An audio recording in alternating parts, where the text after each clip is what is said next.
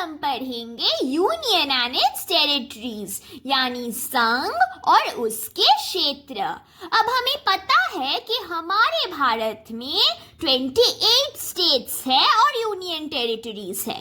तो ये जो हमने बनाया है छोटे छोटे राज्य 28 स्टेट्स, ये हमने क्यों बनाया, हम इसी बारे में इस चैप्टर में बात करेंगे।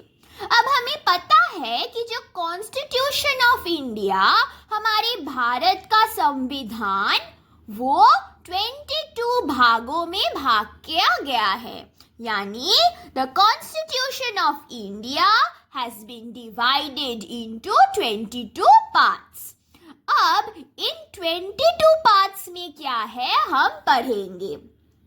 इस चैप्टर में हम सिर्फ वही पार्ट पढ़ेंगे जिसमें संघ और उसके क्षेत्र के बारे में कहा गया है। और वो कौन सी पार्ट है? पार्ट 1, भाग 1 में क्या लिखा गया है? संघ और उसके क्षेत्रों के बारे में। अगर आपने हमारी फर्स्ट वीडियो देखी होगी जहां पे हमने इंट्रोडक्शन दिया है, तो आपको पता होगा कि हमारा जो संविधान है, कॉन्स्टिट्यूशन ऑफ इंडिया है, उसे बहुत सारे पार्ट्स में लिखे गए हैं, यानी बहुत सारे भाग हैं। कितने भाग? 22 पार्ट्स। अब इन्हीं 22 भागों को हमने और भी छोटे छोटे भागों में बांटा है। उन्हें हम कहते हैं अनुच्छेद या आर्टिकल। तो ये जो पार्ट 1 है, इसमें 4 आर्टिकल्स है, 4 अनुच्छेद। आर्टिकल 1 to 4 यानी अनुच्छेद 1 से लेकर 4 तक भाग 1 में पाया जाता है। तो संघ और उसके क्षेत्र, इसके बारे में हम कॉन्स्टिट्यूशन यानी संविधान के पार्ट 1 भाग 1 में पाते हैं। अब हम देखेंगे इन आर्टिकल, इन अनुच्छेद में क्या क्या लिखा गया है। अब हम पढ़ेंगे आर्टिकल 1 के बारे में। आर्टिकल 1 अनुच्छेद 1, India shall be a union of states, यानी भारत कैसा होगा? भारत राज्यों का संघ होगा। ये जो स्टेट्स है हमारे, इन सारे स्टेट्स, इन सारे राज्यों में क्या होगा? यूनियन होगा, संगति होगा। अब हमें पता है India is a big country, हमारा देश एक बहुत ही बड़ा देश है, इसलिए it is not possible for one man to monitor. तो एक इंसान के लिए चालन करना ये संभव नहीं है, क्योंकि हमारी आबादी, पॉपुलेशन इतनी है। इसीलिए हमने क्या किया? India was divided into smaller states and territories. इसीलिए हमने अपने राष्ट्र को छोटे छोटे राज्यों में और संघ में भाग कर दिया। ये सारे क्षेत्र और राज्य बनाया। कितने राज्य? 28। और किसके आधार पे ये बंटवारा हुआ? Divided on the basis of language, भाषा को आधार पर रखते हुए इन राज्यों को बांटा गया। अब ये जो राज्य बांटे गए, जैसे सोचिए मैं वेस्ट बंगाल में रहती हूँ, मैं बंगाली कहती हूँ, आप शायद गुजरात में रहते होंगे, गुजराती कहते होंगे, कोई तमिलनाडु में रहता होगा, तमिल कहता होगा। तो यहाँ पे जब ये कॉन्स्टिट्यूशन बनाया गया, संविधान बनाया गया, उसने क्या किया? उसने हमारे राज्यों का बंटवारा किया on the basis of language, भाषा के आधार पर उसने ये भी कहा कि अगर मैं जो बंगाली बात करती हूँ, मैं अगर गुजरात जाऊँ जहाँ गुजराती बताई जाती है, तो भी वहाँ पे क्या होगा? एग्जिस्टेंस ऑफ ब्रदरहुड, भाईचारा को याद रखकर ये बंटवारा किया जाएगा। यानी हमारे अंदर कोई भेदभाव नहीं होगी क्योंकि हम अलग अलग भाषा कहते हैं, तो भाषा के आधार पर हम किसी को भी ऊंच नीच ऐसा नहीं कर सकते। वहां पे क्या होगा? भाईचारा होगा, बंधुत्व होगा, फ्रेटर्निटी। तो आर्टिकल 1 में क्या कहा गया? आर्टिकल 1 में हमने देखा कि इंडिया एक बहुत ही बड़ा देश है, इसीलिए एक इंसान उसे चालन नहीं कर सकता। इसलिए हमने क्या किया? छोटे छोटे राज्य और संघ बनाए। और किसके आधार पर? भाषा के आधार पर। भाषा के आधार पर हमने देश को छोटे छोटे राज्य और क्षेत्र में किया। पर हम ये भी याद रखते हैं कि अगर हम कोई भी राष्ट्र में जाएं, हमारे नागरिकों के अंदर भाईचारा यानी ब्रदरहुड बनी रहे। यही है आर्टिकल 1। आर्टिकल 2, ये बहुत ही छोटा आर्टिकल है। आर्टिकल 2 यानी अनुच्छेद 2, to add a new state in the union of India which was not a part of India earlier. यानी अगर सोचिए, हमारा भारत एक देश है और हमारे आसपास भी बहुत सारे देश हैं। अगर ऐसा हुआ कि भारत अपने आसपास के कोई देश को अपने अंदर अपने राष्ट्र में ले ले, तब क्या होगा? तब आर्टिकल 2 को यूज किया जाएगा, व्यवहृत किया जाएगा। जब हम कोई नया राष्ट्र या कोई नया जगह को अपनी राष्ट्र में ऐड करें, तब क्या होगा? तब आर्टिकल 2 अनुच्छेद 2 हम यूज करेंगे। यानी राज्य में जब कोई भी नया राज्य का प्रवेश हो, तब ये जो पार्लियामेंट है यानी संसद है, वो अनुच्छेद 2 का इस्तेमाल करेगा और उसे हमारे राष्ट्र का एक भाग बनाएगा। एक एग्जाम्पल देखिए, जैसे कि Sikkim was a part of Tibet. Sikkim बहुत जगह का पार्ट था, कभी नेपाल, कभी भूटान, कभी तिब्बत जो अभी चाइना में है। पर अभी सिक्किम कहाँ है? अभी सिक्किम भारत में है, इंडिया में है। तो पहले सिक्किम इंडिया का नहीं हुआ करता था, भारत का नहीं था। तो हमने क्या किया? हमने सिक्किम को अपने राज्य में प्रवेश करने दिया। तो it was added to India in 1975। भारत में ये जोड़ा गया कब? 1975 में। तो इसे जोड़ने के लिए जो आर्टिकल, जो अनुच्छेद की जरूरत है, वो है आर्टिकल 2। यानी अगर कोई और राज्य, कोई और देश को हम अपने राज्य से जोड़ना चाहें, तब हम आर्टिकल 2 का इस्तेमाल करेंगे। अब हम पढ़ेंगे आर्टिकल 3 यानी अनुच्छेद 3। अब अनुच्छेद 3 में क्या लिखा गया है? Gives the parliament the authority to, यानी अनुच्छेद 3 में हम देखेंगे कि जो पार्लियामेंट है, जो संसद है, उसे कुछ अधिकार दिया गया है। तो क्या क्या अधिकार मिला है संसद को? चलिए देखते हैं। कितने सारे अधिकार मिले हैं? 5। एक क्या है? Increase the area of any state, यानी अगर कोई राज्य का क्षेत्र को बढ़ाना हो तो वो पार्लियामेंट यानी संसद कर सकता है। वो कोई राष्ट्र को इंक्रीज भी कर सकता है, डिक्रीज भी कर सकता है, यानी उसे बढ़ा भी सकता है, उसे घटा भी सकता है। Third point, change in the boundaries of a state. एक जो राज्य है उसका क्या होता है? उसका सीमा होता है, बाउंड्री। तो उसमें अगर कोई बदलाव करना हो, उसका अधिकार भी संसद के पास है। The parliament has the authority to change the boundaries of a state. Number 4, change the name of a state. अगर कोई राज्य अपना नाम में बदलाव लाना चाहे, तब पार्लियामेंट के पास ये अधिकार है कि वो इस बात को देखे। जैसे हमारे जो स्टेट है उड़ीसा, उसको हमने चेंज करके बनाया है ओडिशा। तो ये जो बदलाव हुआ उड़ीसा से ओडिशा, तो वो ये आर्टिकल 3 यानी अनुच्छेद 3 के अंदर ही आता है।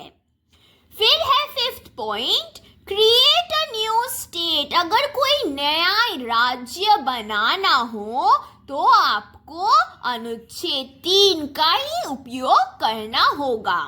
Article 3 will gives the parliament the authority to create a new state। एक नया राज्य बना सकते हैं, और एक राज्य बनाने के लिए आपको 2 चीजें करनी होंगी। एक है either you can separate states, एक राज्य को आपको भाग करना होगा, या फिर आप 2 या बहुत सारे राज्य को मिला सकते हैं। तो create a new state by separating the states or by uniting the states। तो अगर आपको नया राज्य बनाना हो, एक नया क्षेत्र बनाना हो, तब आपको क्या करना होगा? राज्यों का भाग करना होगा या फिर राज्यों को मिलाना होगा।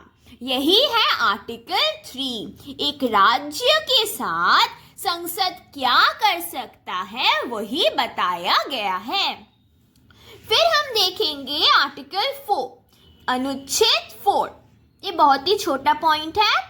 Article 2 and 3 must be passed by simple majority। Article 4 अलग से कुछ नहीं कहता, पर वो कहता है कि जो आर्टिकल 2 और 3 है वो तभी लागू हो सकता है अगर वो दोनों हाउसेस ऑफ द पार्लियामेंट से सिंपल मेजॉरिटी से पास हो। यानी आपको बहुमत चाहिए लोकसभा में और राज्यसभा में, फिर ही आर्टिकल 2 और आर्टिकल 3 अनुच्छेद 2 और 3 लागू हो सकते हैं। देखिए सिंपल मेजॉरिटी मतलब साधारण बहुमत से ही उसे पास करना होगा। फिर आते हैं हमारे फॉर्मेशन ऑफ स्टेट्स पर। हमने चारों आर्टिकल्स देख लिए। अब हम बात करेंगे हमारे देश में ये स्टेट्स, ये राष्ट्र गठन कैसे हुए। क्या हुआ पहले?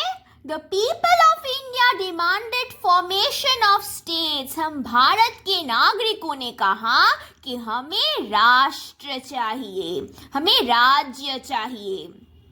ये इसका मांग किया हम लोग ने। On the basis of language. So हमें जो स्टेट्स चाहिए थे, राज्य चाहिए थे, वो किसके आधार पर चाहिए थे? भाषा के आधार पर। तो जब लोगों ने, नागरिकों ने ऐसा एक प्रस्ताव दिया, किसको दिया? गवर्नमेंट ऑफ इंडिया, सरकार को दिया। तब सरकार ने एक आयोग बनाया।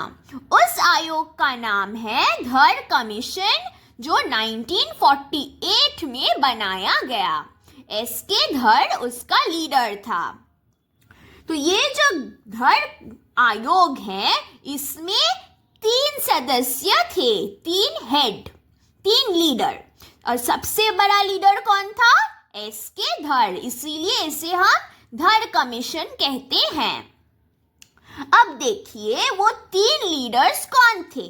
आपको याद रखना होगा कमीशन का या आयोग का नाम क्या था, कब किया गया था, लीडर कौन था और उनके मेंबर, सदस्य कौन थे। तो एस.के. धर तो थे जो लीडर थे, और कौन था? जगत नारायण लाल और पन्ना लाल। तो इन लोगों के पास, इन तीनों के पास ये जो जनता का मांग था कि हमें एक राज्य चाहिए भाषा के आधार पर, ये जो मांग है इन लोगों को बताया गया। जब इन लोगों ने सुना कि उन लोगों का ऐसा मांग है, उन लोगों ने क्या किया? Rejected the demand. वो लोग ये मांग को नहीं माने। अब जनता तो जनता है, जनता चाहता है कि उसका मांग पूरा हो।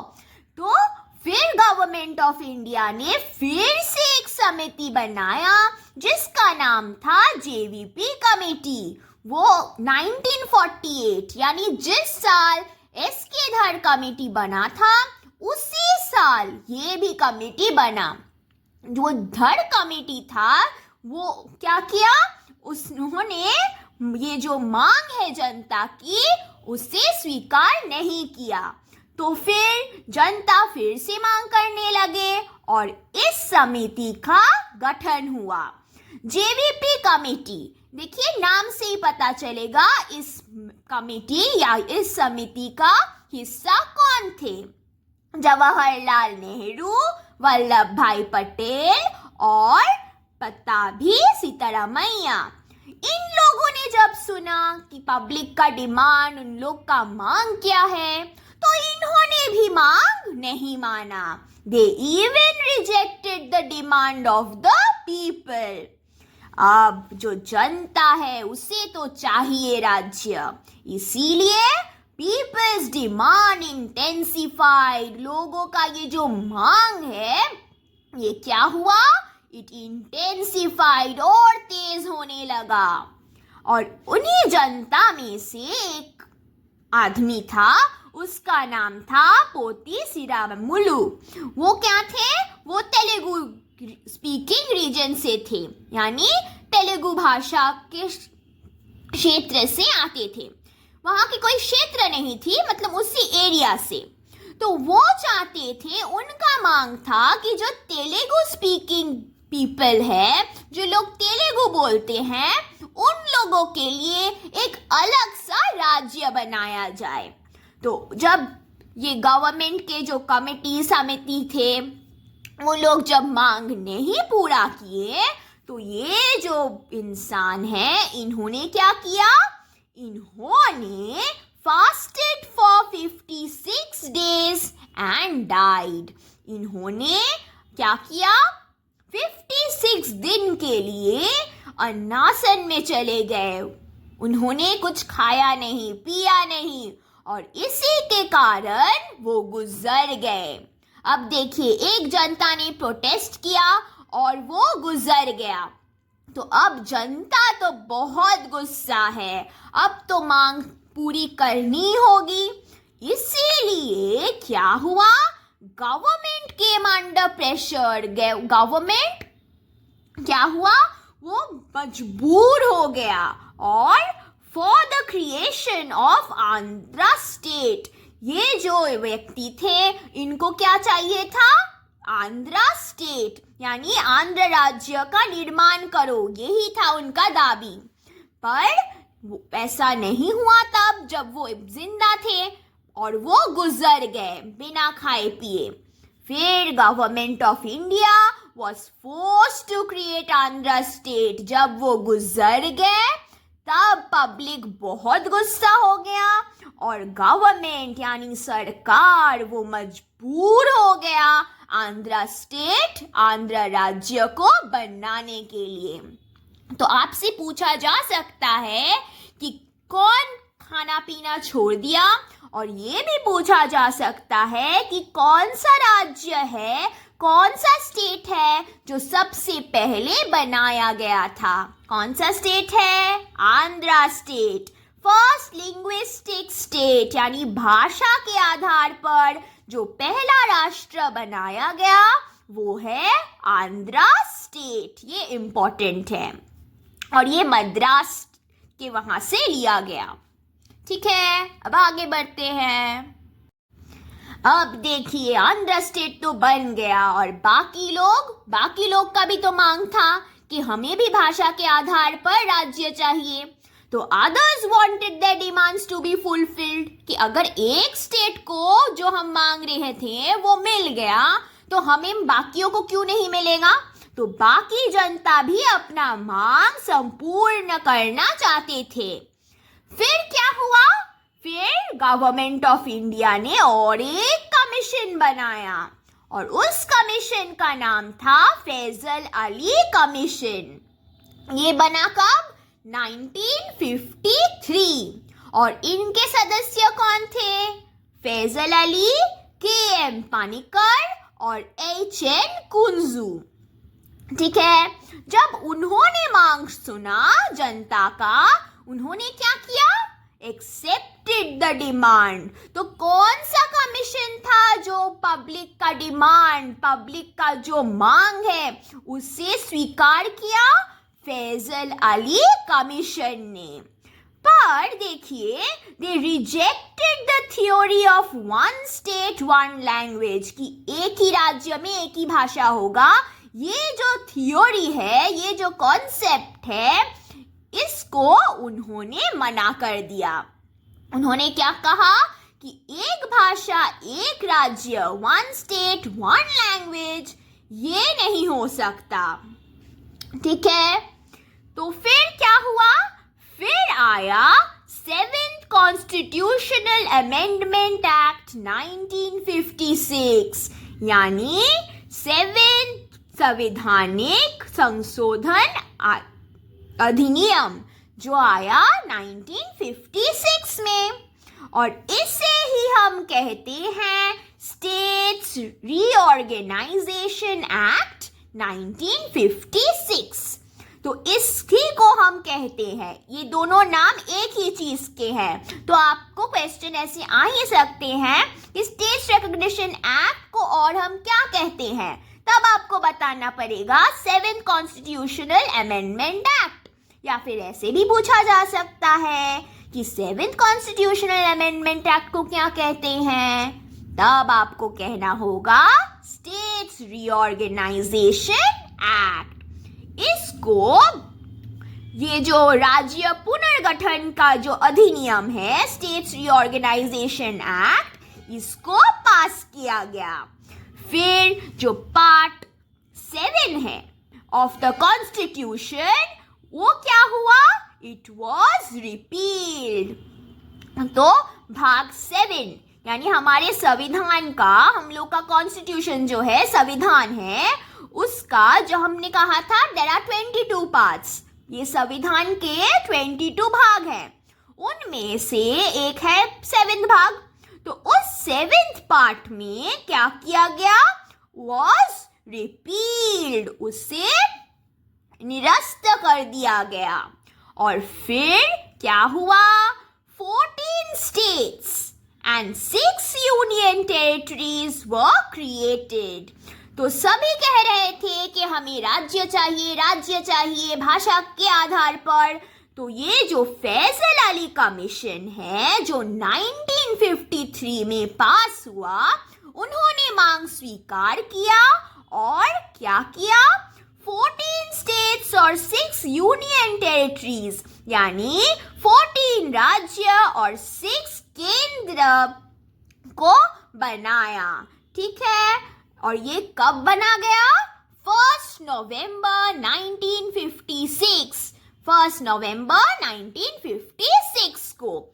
तो इस चैप्टर में हमने देखा कि यूनियन एंड इट्स टेरिटरीज, इसमें हम आर्टिकल 1 से लेकर आर्टिकल 4 तक पढ़ते हैं, और कौन से आर्टिकल में क्या लिखा हुआ है, और हमारे देश में ये राष्ट्र का, ये राज्य में कैसे बंटवारा हुआ, ये हमने देखा। 3 कमीशन के नाम आपको याद रखने होंगे, आपको वो कब हुआ था ये याद रखने होंगे, उनके तीनों मेंबर्स कौन थे याद रखने होंगे, कौन से कमीशन के बाद कौन सा कमीशन आया ये याद रखना होगा, और फिर किसने उस मांग को मना कर दिया और किसने मांग को स्वीकार किया, ये आपको याद रखना है। अभी हमारे देश में 28 स्टेट्स है, 28 राज्य, पर जब पहले राज्य बना था कितने राज्य थे? 14 स्टेट्स, ठीक है, और 6 यूनियन टेरिटरीज। तो आज के लिए इतना ही। हमारे नेक्स्ट क्लास में हम सिटीजनशिप यानी हमारी नागरिकता के बारे में पढ़ेंगे। तो तब तक के लिए